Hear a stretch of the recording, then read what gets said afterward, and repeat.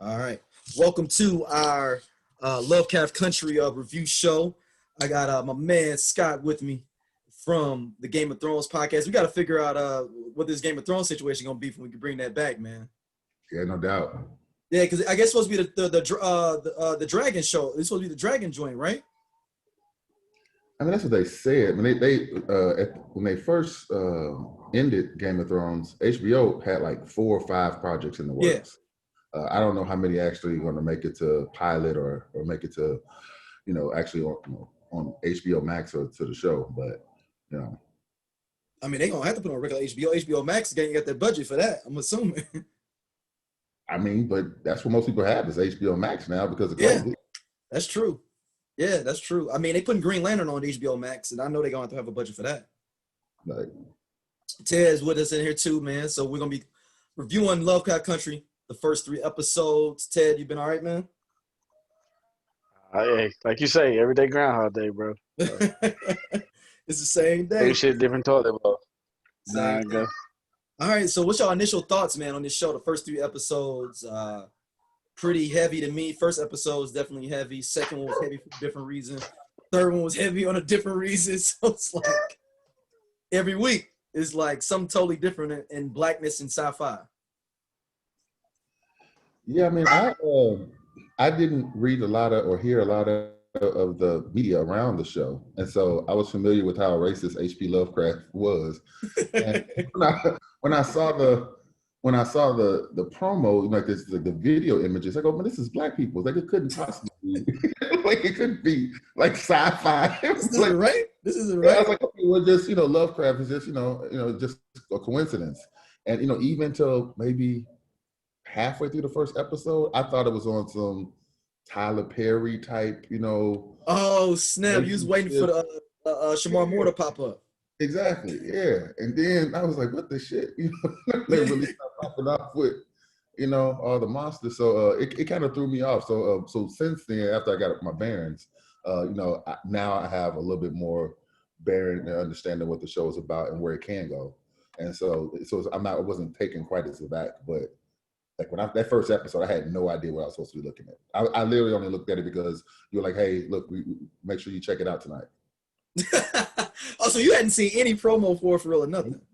Well, I seen on HBO Max, I saw the thumbnail that just showed it was up there, and I recognized the Smollett young lady, and so so maybe I'd catch it, maybe I wouldn't, but like it's not my radar or anything to watch, and so I had no idea what it was about or anything about it. I didn't know who was developing it. All I knew was that thumbnail, and you said make sure you check it out. Only 2 pieces of information I had. Dang. Okay. Ted, what about you? What was your initial thoughts? I'm a lot on the same bearings as Scott. Wasn't really sure. I mean, I was familiar with H.P. Lovecraft. I had already read up on Peel to Get Out, like where he draws a lot of his inspiration from, which was H.P. Lovecraft. It's like what's the name of that movie that came out? Cabin in the Woods meets Scooby-Doo meets The Flash, right? Okay. That's kind of how I pictured it. Like, well, not, but it meets Rosewood, right? That you want to add in the racist element, but it's just like a small team of people that have like this overarching theme, and then there's like this racist, the monster of the week. Racist monster of the week that it tackles. You know what I'm saying? So I'm super appreciative, especially the way that they're pulling it together. I'm just happy it got made, man. I just wonder, like, for everybody, like, especially our 9 million brothers and sisters, like, who aren't familiar with this, like what it means, like who thought it was going to be like based around Lovecraft stuff, like what they're thinking right now. Yeah. I mean, it was based off a book. So, I mean, if they Googled it, they would see that it was coming off a book. As I said, white guy wrote the book. That's the crazy thing. Super racist white guy. No.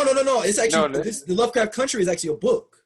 Oh, Lovecraft Country. Oh, okay. Yeah, like the show is actually based off the book. And a white guy wrote the book too, the book with all these different racial elements in them.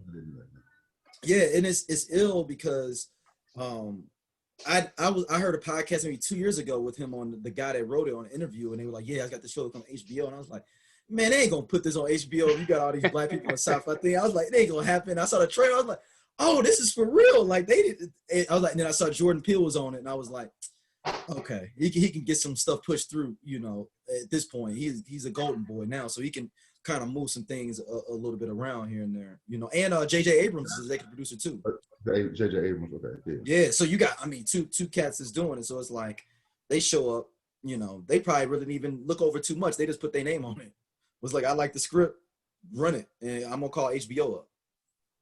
But I thought it was awesome, man. Like that first episode to me, that's how I thought the movie Green Book should have been. The first half of the first episode. Never saw it. You never saw Green Book? Oh, you saw Green Book? No, I didn't. Remember we talked about it. Oh, yeah, dang, man. I heard it was trash, so I didn't waste my time. The first half of that should have been Green Book. If that was a Green Book, you'd be like, oh, man, this is kind of ill, you know, with all the concepts and all that. Overarching themes, though, man, like how do y'all kind of feel, you know, the direction it is going? Like, I don't know what the hell is going on at this point. Hey, I was thinking the same thing. Like, what's weird to me is like the way that the first two episodes like came together and ended. I'm like, that's like I was expecting that to be the end. Like you, right? That's the end of the story. The Grand Wizard. Like, yeah, like why are we seeing the beginning first?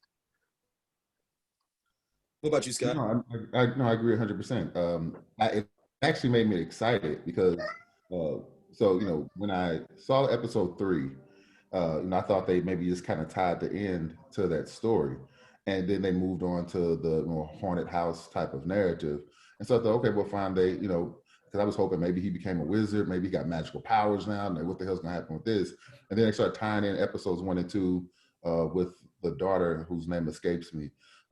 That made me realize that was just the introduction to at least some ongoing story, presumably, that takes all these things that we learned in the first 3 episodes and expands on them. So that made me excited. Now, that said, I can't possibly, you know, project as to what the rest of the season is going to be about. I have no idea, you know, so I'm just a captive audience. Like I can't give any, you know, suggestions or recommendations, but it does at least feel compelling because there are all these supernatural and sci-fi elements that happen in the backdrop of this, you know, racial horror thing that in itself is compelling.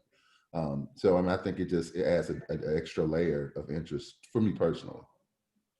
Like, what's the goal? Like, if you had to pick, so especially, okay, this is an even better question since both of y'all are like super GOT, like, you know, Game of Thrones people. Like, did you have a sense of where things were going 3rd or 4th episode with Game of Thrones? Like, any idea? Well, yeah, but we both read the books. Yeah. So okay. Yeah, so we got into the show because of the books. So it was a little bit different. Okay. I mean, I guess it really kicked up. I'm like, like reading the books. I think it kind of kicked off to me when Ned got killed because I was like, oh, I thought that was our dude. I thought that was the guy we supposed to be following. You know, I thought that was our protagonist we're going to follow. Yeah. Oh, I got you. Okay. So they flipped it up. Because I'm like, you know, even if I just take my, you know, let's just say I smoked some weed and got really high. I still don't know if I could come up on where this is. Like, it's got to be some shit from outer space, right? Like, that's Lovecraft's thing, right? Like, yeah. So these niggas is finna be fighting on Mars, and it's gonna be, you know, they're gonna end up being on planet, you know, fighting the what do they call it, Nibiru. The Nibiru. Yeah. On planet Nibiru, planet X or some shit like that. Like, I have nowhere else to go with this. Like, I can see the small things that they're tackling, but like a major, like what's the bigger storyline?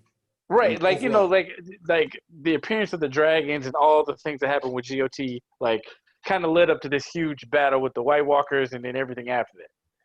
I don't have shit for this. Like, I can't think of anything, you know. I don't know if it's gonna be, you know, rise of the, you know, I don't know if he's gonna raise the dead and all the slaves gonna come back and help them take over the U.S. or some shit. Like, it's just, it can go anywhere. What's so crazy is, Ted, before we saw episode 2 and we talked, you had an ill concept when you talk about how, because you would feel like it was a grandmaster in every city of white people. He was like, because me and Ted talked before we both watched episode 3, and he's like, what if it was each area had their own grandmaster of like a white guy that was over stuff. Oh And yeah. like the Chicago one was gonna be that guy, but it was just some racist white dude. So that threw that out the window. Well, I mean, to his point, there was a very Star Wars sequel trilogy component to it. You know, like for instance, you know, so you're in this story, but they still really haven't told you why you care about these particular characters, why these characters.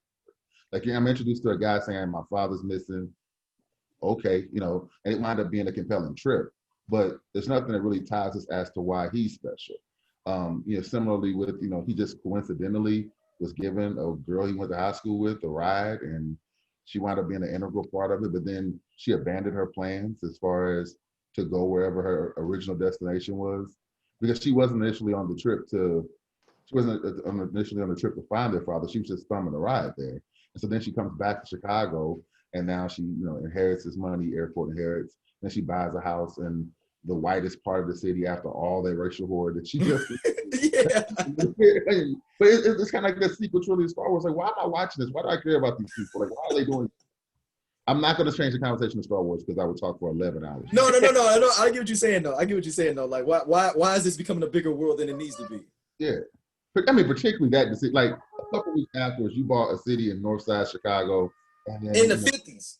That But I mean, they talked about it, you know. After that show, monsters included. Like, that was the part I had most problem. I mean, you know, they mentioned it early. Like, I think I liked it. There's a lot of callbacks. You know, they mentioned it in the first episode. You just don't, you know, because it happens so fluidly, you don't think that it's going to end up actually, you know, coming to fruition. You talking about the scene with her talking to her sister, like, yeah, I'm gonna try to move to the north side? Yeah, like, yeah, she said that, you know, that people were doing it, and, you know, that's how they starting to integrate, you know, these places or whatever. But it's just like, so like, I'm thinking like, okay, what's the dude's name? Atticus. Mm-hmm. Is he? I mean, apparently he's mixed because he's got this DNA running through his blood. You know what I mean? So this nigga's Barack Obama, and He's still blacker than Barack Obama. You're right. He is blacker. He's a 2 shades darker. But he has this ability to, you know, whatever power he needs, it's sitting in him to manifest, to be able to open time portals. Like, I mean, it's just crazy. Just the whole theme is crazy to me. You mean, you touched on something interesting. I mean, I didn't notice the foreshadowing about her moving to North City, North Side Chicago.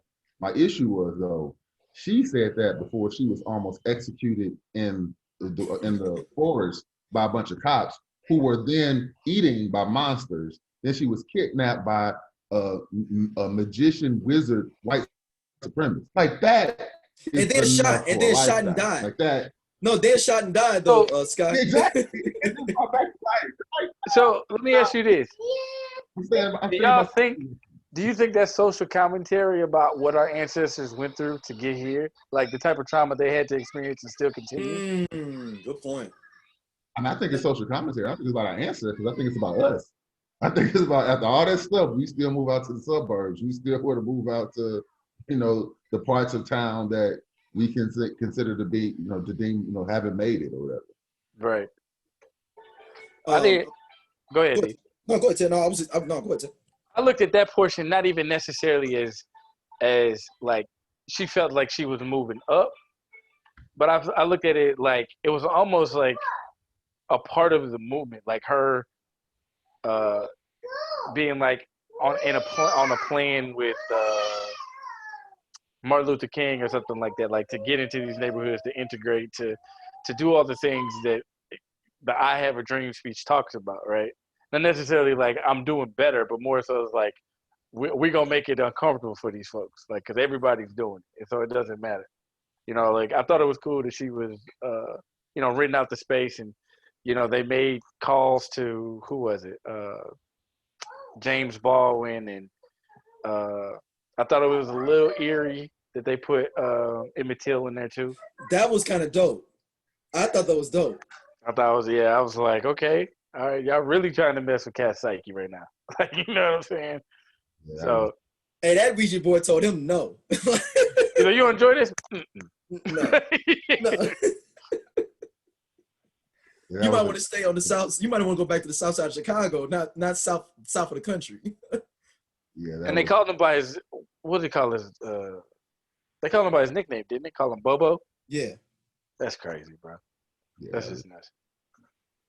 yeah, that was a powerful movie. Really. So what do y'all? I mean, we can go into the three main characters. What did y'all think about the character Atticus overall in the 3 episodes? Ted, Um, I think I like Atticus, man. I told D I had a theory that this is really just happening all in Atticus's mind. Like he's a soldier come from war suffering from PTSD, and all the things he likes and cares about are just kind of jumbled inside of his brain. So stuff he's experienced and is just being heightened 40 times over by the PTSD, which kind of explains, like, the dream that he had. First off, because they even talked.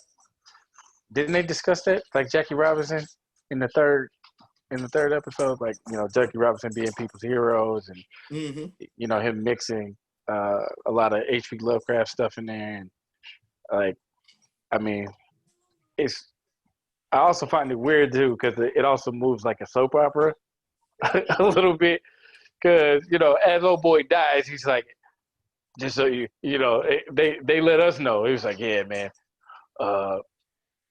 just so you know, just don't get too attached because he might not be your kid. And his boy's like, yo, we talked about that. It's like, damn, bro, like, how you gonna drop that in on the ending conversation? Like, this, he done grew up, in a very rough household, a toxic household, and then come to find out they ain't even your daddy, or it's possibly not your dad.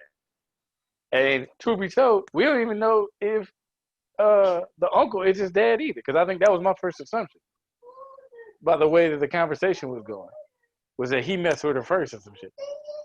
But you just never know. But I think Atticus, I think the pick was cool. I think as far as like character casting, I think this dude's doing an amazing job. Sometimes, like Scott said, it is a little weird that they're going through all these these supernatural obstacles, and then like the next day, niggas over in the corner drinking moonshine like ain't shit happened. So I don't know. What about you, Scott? I think Atticus is an interesting character. I was a little thrown off with him at first because he was so okay with having to walk to the next town. When in the first scene, when the bus breaks down, he's okay with walking. Well, not okay, but he seemed to take that a lot better than some of the other things that wound up transpiring in the show. Him and Courtney B. Vance's characters, their interaction, that scene you talked about with Courtney B. Vance dying with Michael K. Williams, it made it make sense, because I was wondering, like, why? I mean, I get it, like he had a hard childhood, but why was Courtney B. Vance so upset about not protecting his nephew, from the violence of his dad? Well, if he believed that he was his son and that violence was because his father also believed he was his son, that would make it more interesting, or at least more compelling. One of the things I found to be one of the most compelling parts of the show was that when they all had their nightmares, Atticus had an actual nightmare of someone trying to kill him, him having to kill her. Smollett character, whose name is Letitia. It is. Letitia. It's Letitia. Yeah, Letitia. She had a nightmare about being raped by somebody she cared about, but he danced with a woman that he presumably loved, and I still feel like that's a nightmare for him. Like, whatever. That's his first wife.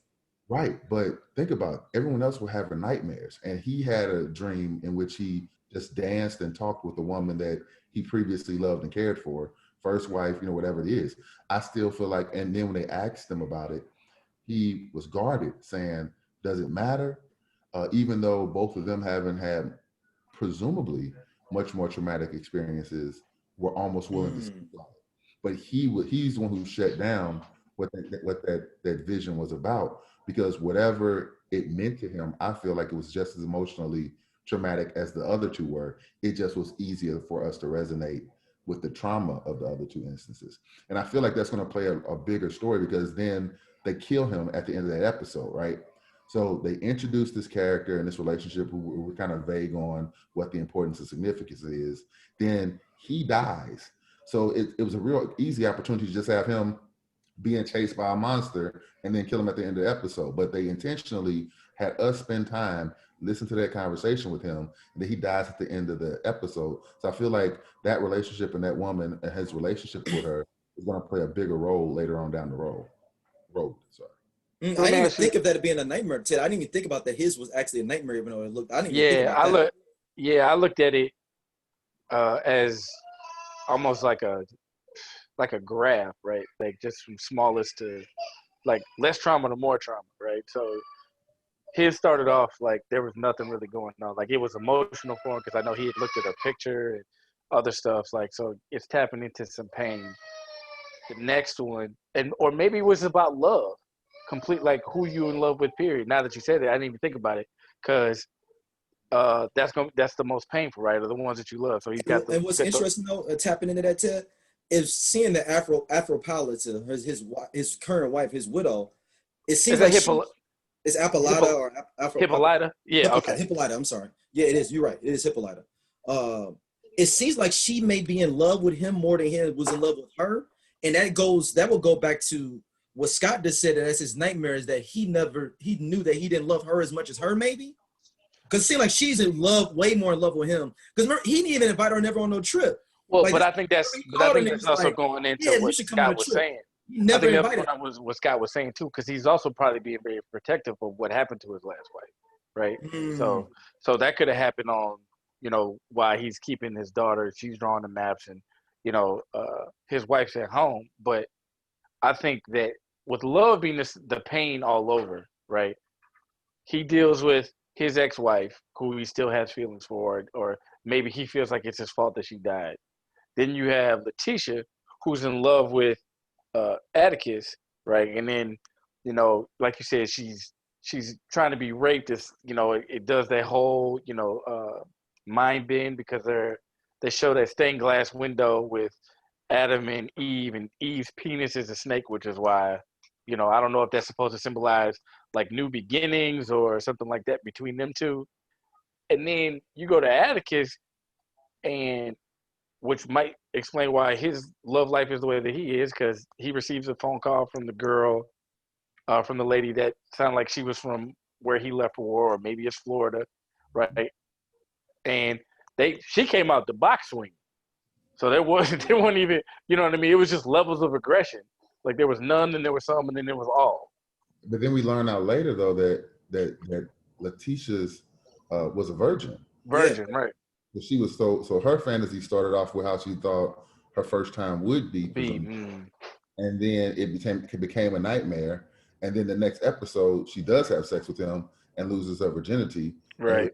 Episode, we learned that not only was she a virgin, but it puts what we saw previously in different contexts. True, very much so. Yeah, that scene with the now since you said his is a nightmare too, man. I think about that whole dream scenario now again differently. Thinking about how that's a nightmare for him being with her, because he was like, no, this is not real. Is that the nightmare that he knew it wasn't real, and then he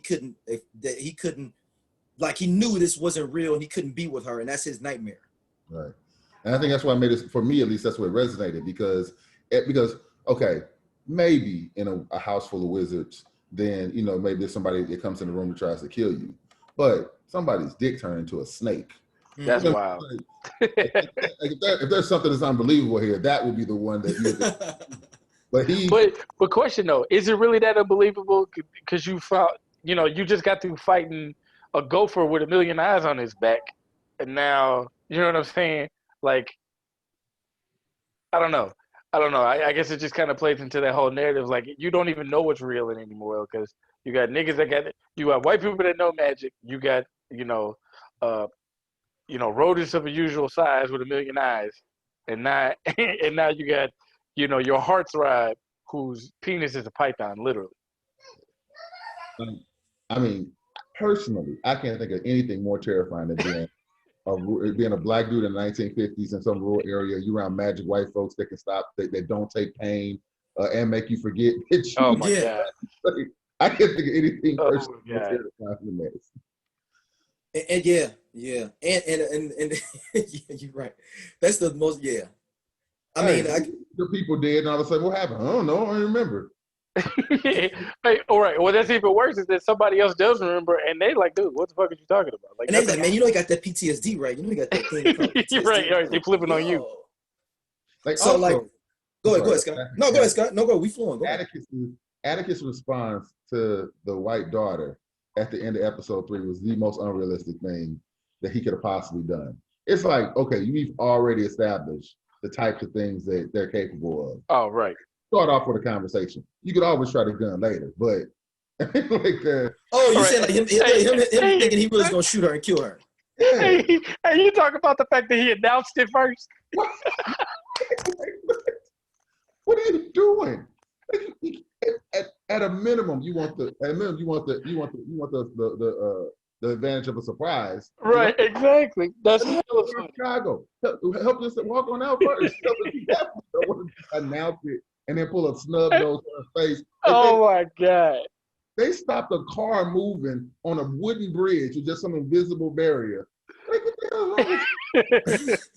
Hey, but that's hella play when you think about it. Like the whole time he had this plan.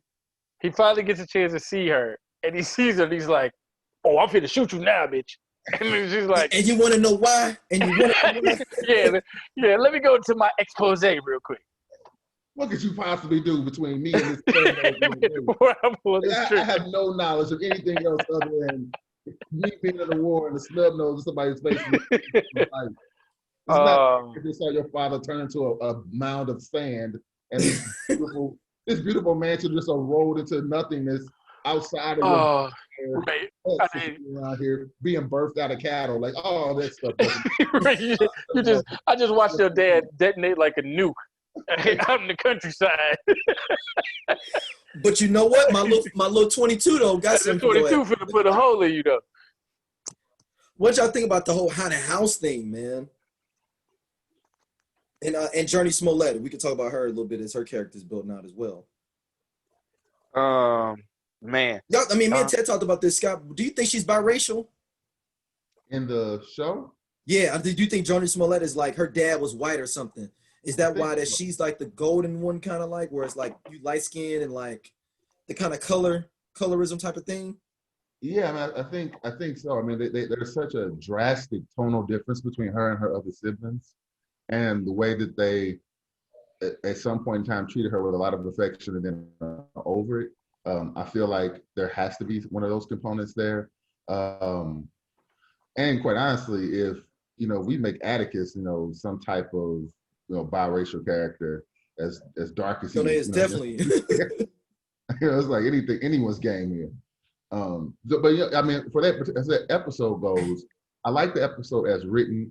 I don't like it narratively so close to after episodes 1 and 2 happened.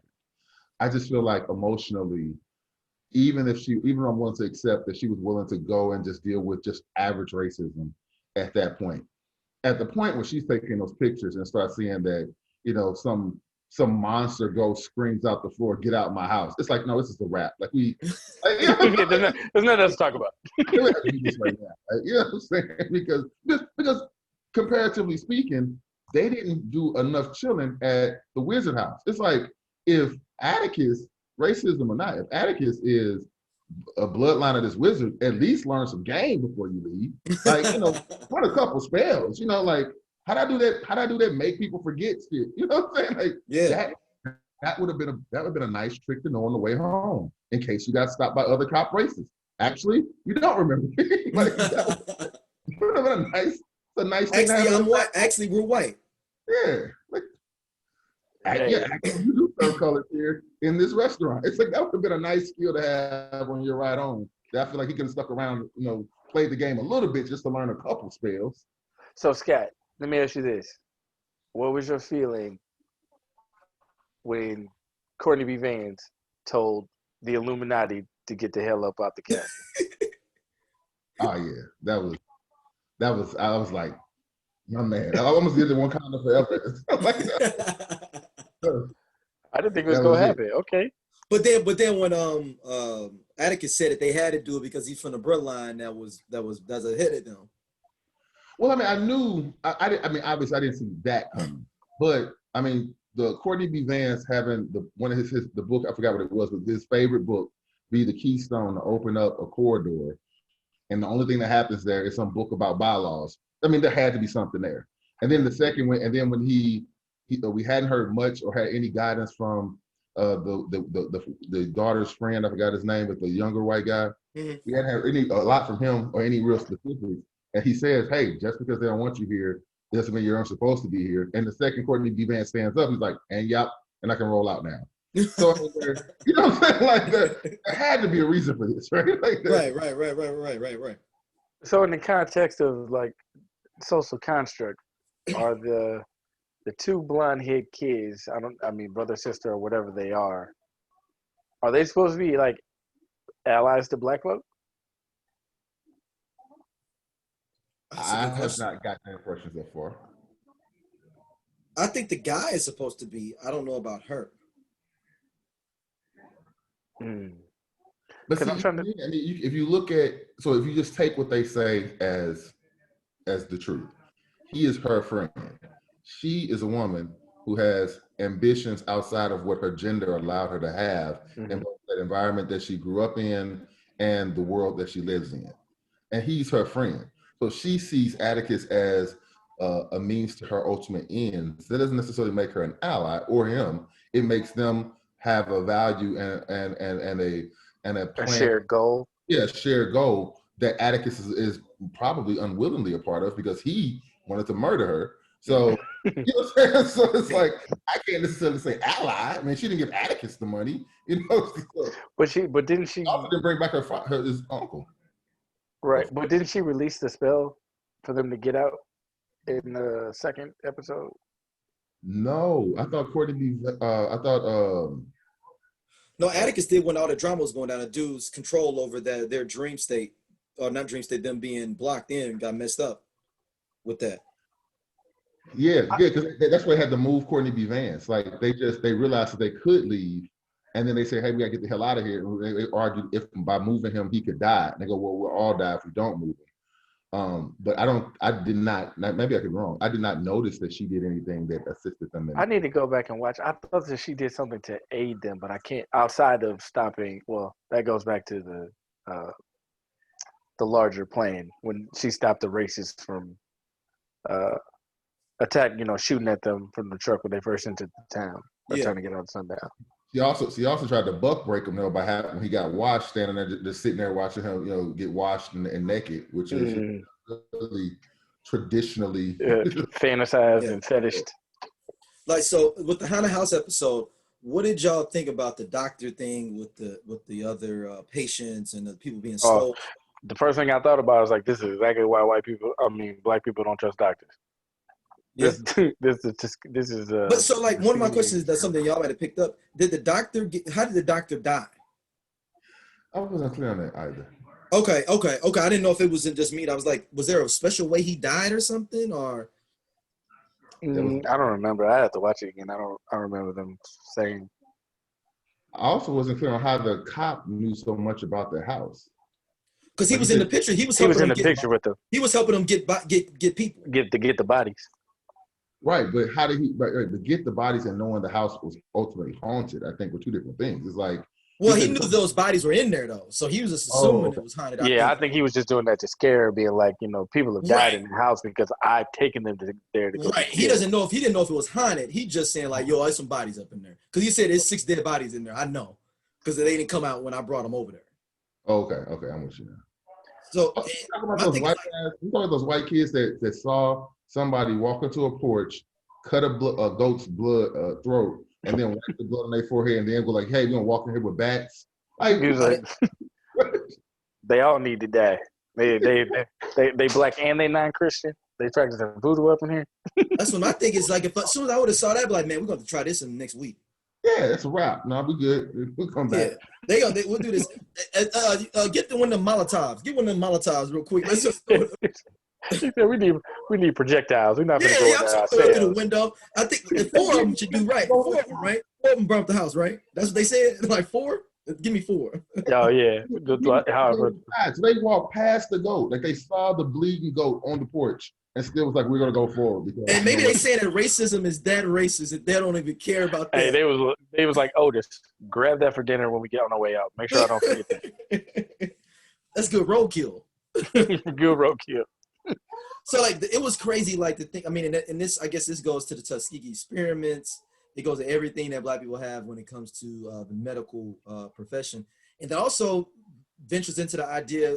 The idea people have talked about people having their organs stolen, or Black people being killed for their organs. So I think it was kind of wrapping up all those things together in that kind of a haunted situation of like, this happened. And this So what did y'all have any thoughts on the end scene with the bodies in the basement? But that was like a lower level, right? Like it went an extra level deep. My first thought. But I think that's where the elevator kept going. Remember, the elevator came up from there at first. Remember when she was looking through there, and she was like, "The elevator is supposed to be coming up," and it went straight back down to that level. What you mean? Remember in the beginning when she was giving a tour to her sister, right, and almost took her head off. Right, yeah. It was going down to that level. That's what it kept messing up. The elevator's broke, only going all the way to the top, all the way to the bottom. I think. I took it as they didn't even know that level. I mean, she may have known that level was there. It was weird because I also looked at it like an underground railroad type of situation. Like, you know. I think they put the bodies paved with white bodies.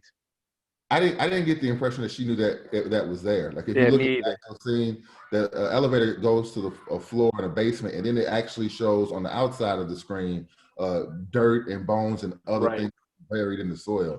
I did not get the impression that it did. I thought it was some more of that supernatural crap that the elevator goes down to this death tunnel.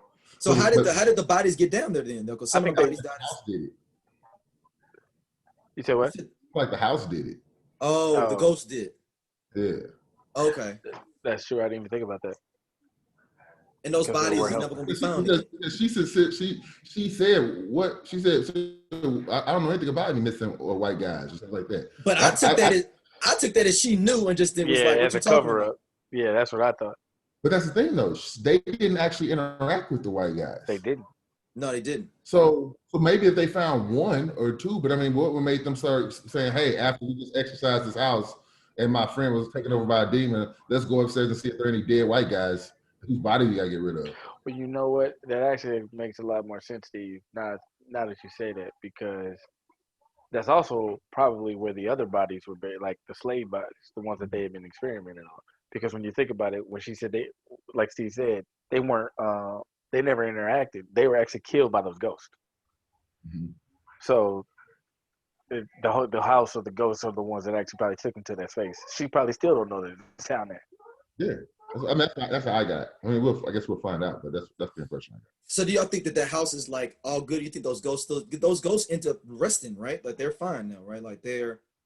It appeared in episode 3. That's what happened. Yeah. Right. That's the assumption. Or it could be the Addams family up in there where they just some of them ghosts just living there and it's all good, like you know. I thought the blonde woman was dead too. I thought she felt her death for the rest of the house. So I mean, the assumption at the end of one episode could be completely undone. So what y'all think about finally Jussie Smollett's and the blonde chick was magical, so yeah, she's on a different level, magic. And like, so I read a little bit of summary of the book. That her character is actually a man in the book. They actually split the two characters, the guy and the girl, made them. They're supposed to be just one person, but they split them into 2 characters.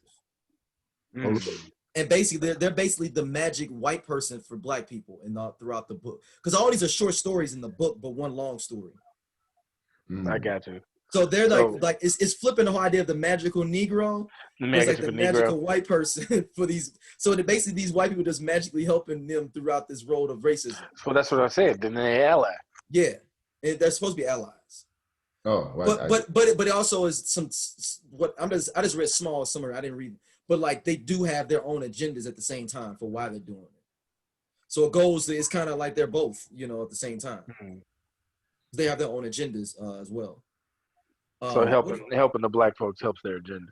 yeah, so like this next episode looks crazy. Like I don't know, like Hippolyta.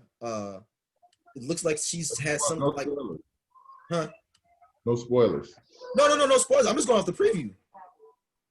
Oh, okay.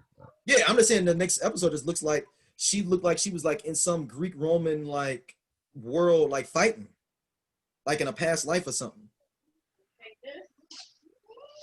So I don't know what is going on with that, because they keep going to her when that scene where she went in, and it's something significant we don't know yet. When she went in and she saw the globe and like the different aspects of the little science thing, and she kept on like smiling and feeling good about it. So I guess that's, I don't know. We don't know what that is. Is that something about Courtney B. Vance, or because I have a theory too that that's not her daughter. That's Courtney B. Vance's daughter from the first wife. Oh wow. I mean, it's possible. And it goes to what you said. I was thinking that what's her name was the first wife.